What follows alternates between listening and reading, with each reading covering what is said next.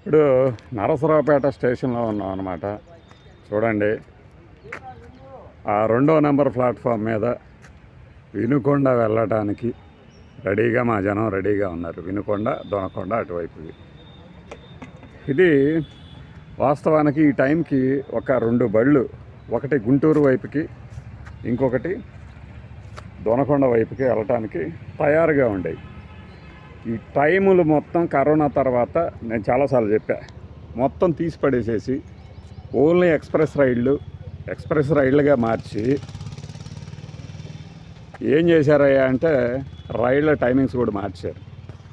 ఆ టైమింగ్స్ మార్చడంతో ఏమైందంటే గుంటూరుకి, అంటే ఇదిగో మీకు కనపడుతున్న ఈ ట్రాక్లో గుంటూరుకి వెళ్ళటానికి, ఇటువైపు గుంతకల్ దాకా వెళ్ళటానికి ఒక రైలు ఉంటుంది. ఇప్పుడు గుంతకల్ వెళ్ళటానికి ఒక రైలు, ఏదో నా వెనక వస్తున్నట్టుంది. ఇక గుంటూరు వైపు వెళ్ళడానికి 9 గంటలకు ఒకటి, మధ్యాహ్నం 1 గంట ఆ టైంలో ఒకటి.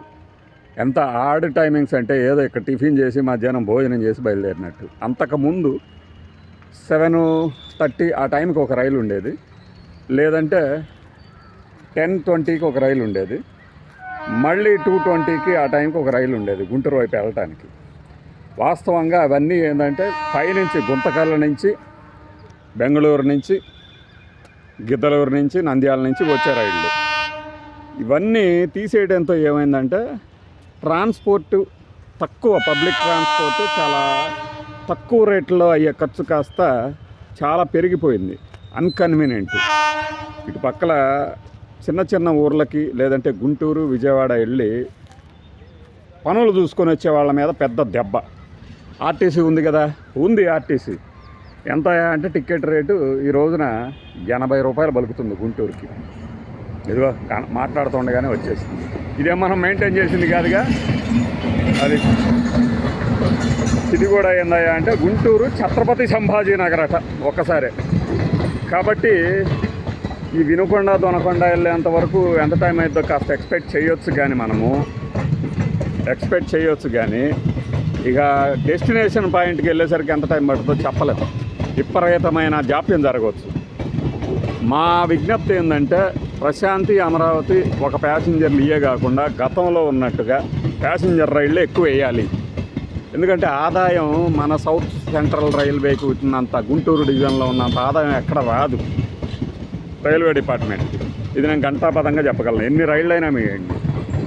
అలానే కూలి పనులకు వెళ్తూ ఉంటారు వేరే ఊర్లకి, వాళ్ళందరికీ ఉపయోగకరం. ఆ ప్యాసింజర్ రైలు రద్దు చేసి ఈ మధ్య కాలంలోనే ఏదో మార్కాపురం నుంచి ఒక ప్యాసింజర్ ఏదో కొత్తగా వేయాలని ట్రై చేస్తున్నారు, ఆలోచన ఉంది, ప్రతిపాదన ఉంది అని చెప్పేసి బిల్డప్ ఇస్తున్నారు. అలాంటి బిల్డప్లు ఇవ్వకండి. ఎందుకంటే మీరు ఆల్రెడీ ఉన్న రైళ్ళని తీసేశారు. ఉన్న రైళ్ళని తీసేసి కొత్తగా మళ్ళీ ఏదో పెడుతున్నట్టు బిల్డప్ ఇస్తున్నారు. కానీ కనీసం ఒక 2 ప్యాసింజర్లు ఉదయం అటువైపుకి వెళ్ళటానికి కానీ, ఇప్పుడున్న ఫ్రీక్వెన్సీ పెంచకపోతే ఏమవుద్దంటే, ఇప్పటికే రైలు జర్నీ అంటే నాకు తెలిసి నరసరావుపేట జనము బాగా తగ్గిపోయారు. ఇక రాబోయే రోజుల్లో ఏమవుతుందంటే ఇంకా తగ్గిపోతారు. తగ్గిపోతే ఏమవుద్ది అంటారా, మనం ఏదో పథకాలు చేస్తూ ఉంటాం కానీ ఆ పథకాలు ఎవరికి దక్కనివిగా మిగిలిపోతాయి, అపహాస్యం పాలవుతూ ఉంటాయి. కాబట్టి కనీసం గతంలో లాగా 3 ప్యాసింజర్లు అవి లేకపోయినా ఏదో ఒక ప్యాసింజర్ రైలు అయినా వేస్తారని చెప్పేసి ఫీలింగ్. అంతకుముందు ఇన్ని రకాలుగా మనకి ప్యాసింజర్లు బ్లూ బర్డ్ అని, అంతకుముందు తెనాలి వరకు ఉండేది. అది తెనాలి నుంచి నరసరావుపేట వచ్చేది. తర్వాత దాన్ని వినుకొండ, దొనకొండ, మార్కాపురం అట్లా పెంచుకుంటూ పోయారు. అలాంటి బ్లూ బర్డ్ ప్యాసింజర్లు కానీ ఇంకేమైనా కానీ పెంచినప్పుడు ఏమవుద్దంటే, ఇప్పుడు నాకు ఎదురుగా ఆటోలు కనపడుతున్నాయి చూడండి, ఆటో స్టాండ్లు ఇవన్నీ. వీళ్ళు కూడా ఏంటంటే ఎక్కువ ఉపాధి పొందుతారు. క్యాస్కేడింగ్ ఎఫెక్ట్స్ లాగా ఉపాధి పొందుతూ ఉంటారు. అది లేనప్పుడు ఏమవుతుంది, ఇదిగో మేమేదో స్కీములు వేసాం మీకోసం. ఇప్పుడు వందే భారత్ రైలు ఈ మార్గంలో వెళ్ళదు కదా, వెళ్ళినా కూడా అందరూ వాడతారనేవి లేదు కదా, అవసరమే ఉండదు కదా.